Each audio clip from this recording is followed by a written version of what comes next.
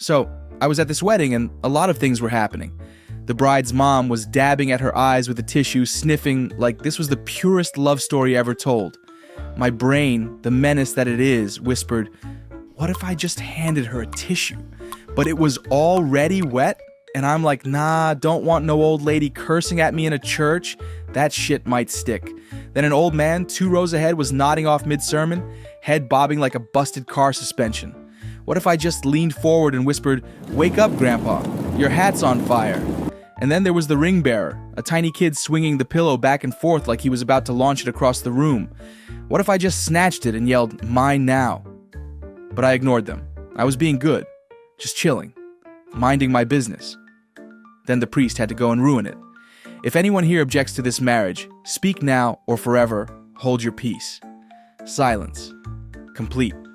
Utter. Deafening silence. What a church full of lying motherfuckers. 'Cause see, I knew things. Terrible things. I knew the groom had been clapping cheeks with the bride's sister, who by the way was standing right next to her dressed as the maid of honor. I knew the bride had a very enthusiastic night with a stripper 24 hours ago. I knew the bride's dad and the groom's mom were exchanging fuck me eyes like this was some kind of medieval royal bloodline arrangement. And I also knew that not a single person in this church had the balls to stand up and say something, which is why my intrusive thoughts decided to jack-in-the-box their way into my life. One second I was chilling, just listening to the priest do his thing.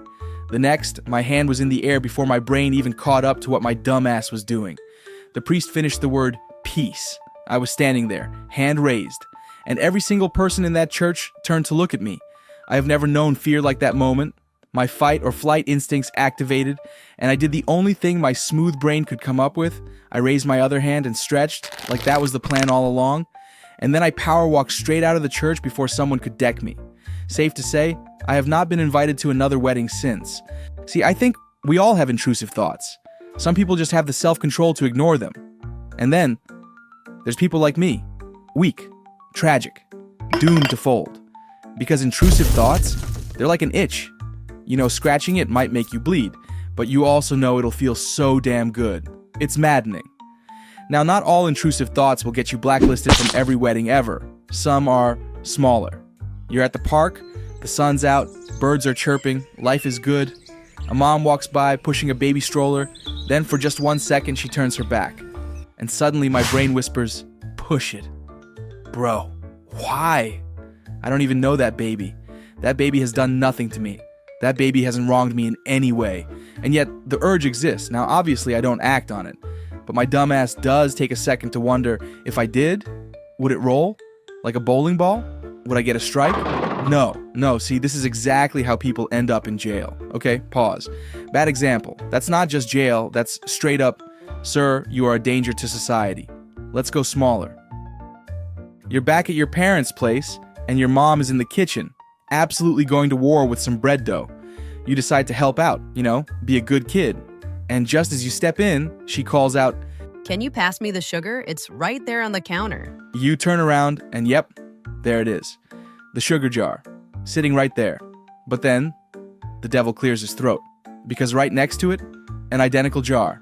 Same size, same shape, except this one holds something else. Salt. Now, it's not like they aren't labeled. They are.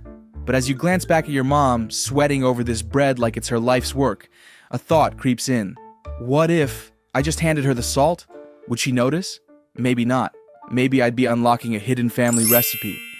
Maybe this is my culinary villain origin story, and now, instead of just grabbing the sugar like a normal person, I'm standing there, staring at both jars, waging war with my own brain.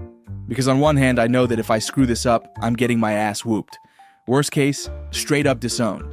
But on the other hand, what if I'm a genius? Just as I start reaching for the salt, my mom whips around and smacks me upside the head. "I asked you to hand me the sugar, not rethink the entire meal. What's taking you so long?" Then, without missing a beat, she just grabs the sugar herself. Bro, I didn't even do anything yet.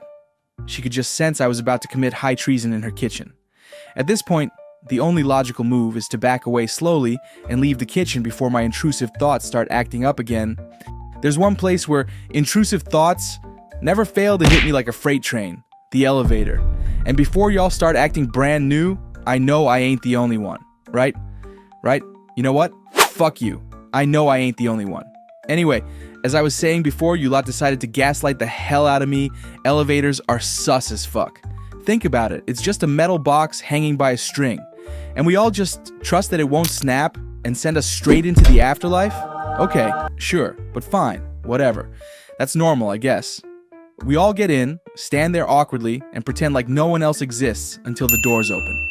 Simple, at least that's how it's supposed to go. So, on this fateful day, I step into the elevator at work, a couple of other people follow, and then it strikes. The intrusive thought whispering, what if you just start laughing for no reason? And honestly, seemed like a solid idea at the time, so I let out a small giggle. Nothing crazy. Then some dude in the corner, one of those people who always want to be in on the joke, chuckles back. Big mistake. Because the second he laughs, my brain goes, why he laughing? He looked funny as hell laughing like that. And suddenly, I'm in a full-blown laughing contest. With myself. I'm talking lungs collapsing, breath seizing, wheezing like I just ran a marathon. Over literally nothing. After 5 seconds, everyone in the elevator is staring at me, probably wondering, what the fuck is so funny? Is this dude okay? Oh god, he's a serial killer. And bro, that just makes it worse. The more they look concerned, the funnier it gets. Then, someone hits the emergency button, probably thinking I'm having a medical emergency or a psychotic break. The old lady in the corner clutches her purse like my laugh attack is about to steal her social security. The dude who chuckled first, regretting every life decision. Bro looks like he just accidentally joined a cult. And do I feel bad? Hell no. This is his fault. Finally, someone braves up and asks, bro, you good? No. I am not good. I'm fighting for my life in here. So I do the only thing I can. Yeet myself out of the elevator. Wrong floor. Spent 5 whole minutes in some random hallway. Laughing so hard my abs cramped up. Felt like I had a full body workout against my will. And now, every time I step into that elevator, people give me side eye. All because I gave in to my intrusive thoughts. And that's the problem with intrusive thoughts. They don't just show up when you're alone minding your business. Oh no. They show up when it matters. They show up when there are witnesses. And suddenly, you're not just dealing with a thought, you're dealing with the consequences. So my advice? Don't give in. Not kidding, bro.